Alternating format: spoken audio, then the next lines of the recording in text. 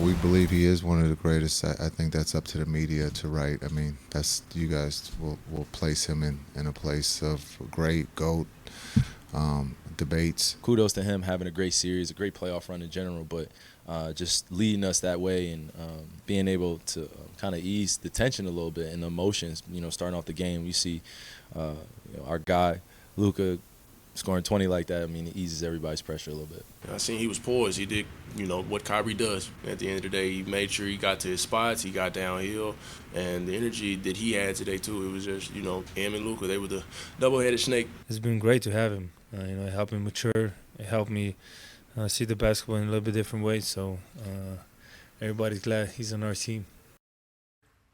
So two of the best on the floor, and Luka and Kyrie undoubtedly so. But how about two of the best in the business, two of the best on the tape, Chiney, Andraya? So let's dive in here, Chiney. I want to start with you. Luka can score, but there's something else that caught your eye. Oh, absolutely. And first of all, can you see us? We understood the assignment. We're back in black. We Richard's all know. throwing things because he's a hater, but it's fine. It's true. It's true. We all know that Luka Doncic can score. He led the regular season and the postseason in scoring. But we have come to find out that he has mastered the art of the alley-oop. And I'll start there. Let's take it to the court. So there's a reason why Derek Lively made history going 16 for 16 from the field in the conference finals. It's because of plays like this. A great screen. Luka Doncic does a great job of holding the defense on his back until the defense is literally defenseless. You get alley-oops, you get dunks, you get assists. And when we talk about assists, we know he was second in the regular season all time in assists this regular season, but postseason he's leading in this category because of his vision. This is near half court. This is between two lines of defense of Karl-Anthony Towns and Rudy Gobert, and he slams it in with help of his teammate. So this strategy of the alley-oop has been practically flawless for the Mavs, who have connected on 54 alley-oops this postseason, already the most in a single playoffs in the last 10 years. And you know how we do this. We're going to tag team. So what has impressed you? I talked about Luka. What has impressed you about Kyrie Irving? What did we talk about yesterday on this exact show when it came to Kyrie? That you have to contain him. He could not be contained. He got downhill. Kyrie Irving was like air. You can't contain air. Watch this. High ball screen action. Just a wide open lane. Karl-Anthony Towns is too far back. He's at the wrong angle. Quick crossover. Pull up. Bottom of the net. Too much space. Can't be contained. Now he doesn't even have the ball in his hands. We're going to go trap double Luka. Why would you leave Kyrie? There's no rotation on the backside. Now you're late, and now Kyrie's finishing at the rim. Eyes on the rim. He takes the contact. He's got the soft touch that was with his off hand.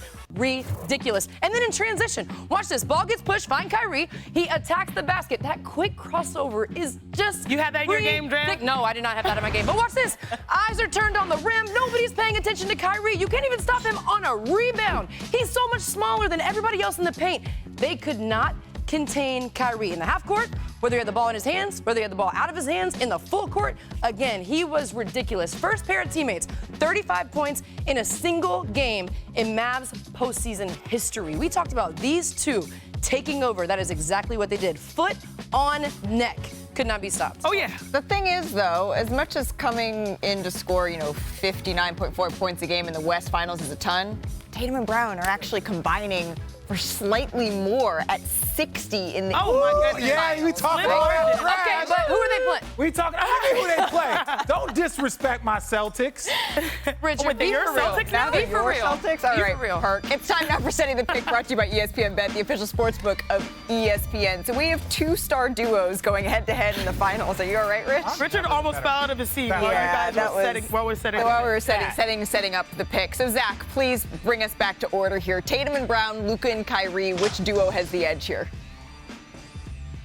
All right, well, first of all, I do think we need to clarify the NBA Finals is not a 2-on-2 competition. At some point, we should say the names of some of the other players who are participating in the NBA Finals. It's Friday. The sun's out. Give me either one of these duos. I don't care. I'm happy. But if you're making me pick, which is what you do, I'm going to go with the Mavs duo because they have the best player of the four, and it's Luka Doncic. But let's be happy. I don't care. Four wonderful players, and yes, other people are also participating in the NBA Finals at ABC starting June 6th. Well, thank you for that plug, that promo. Okay, so as we come back into studio here, if you have the Dallas Mavericks duo as the better duo, show of hands. Even our Mavs, yeah. Mavs? Yeah. You think I Mavs? have Luka Kyrie. I dare you to say something different. I think the duo that will matter most are the supporting cast duos. I think Derek White and Drew Holiday, that duo might separate this series. But we also saw other.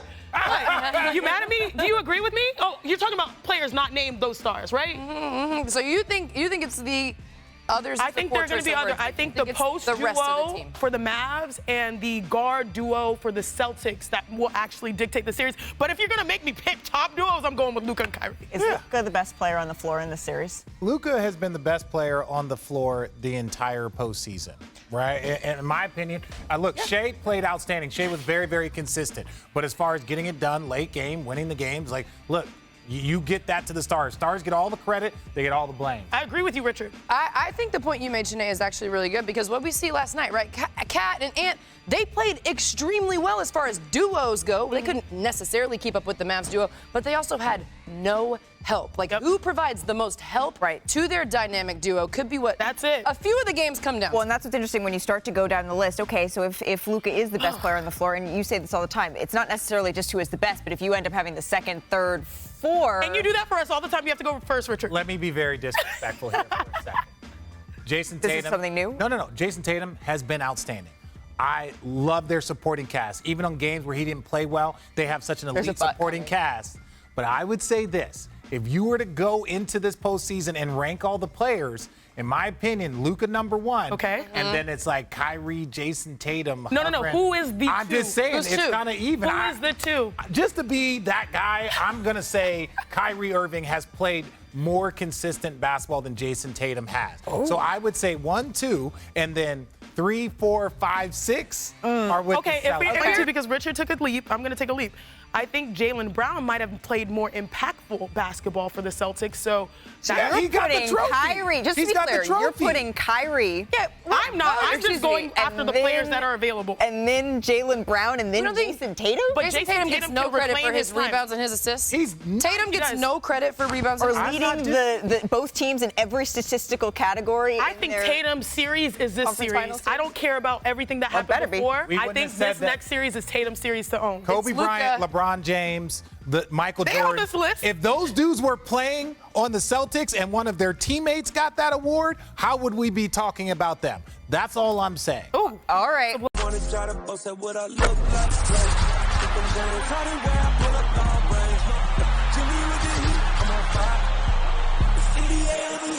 fire.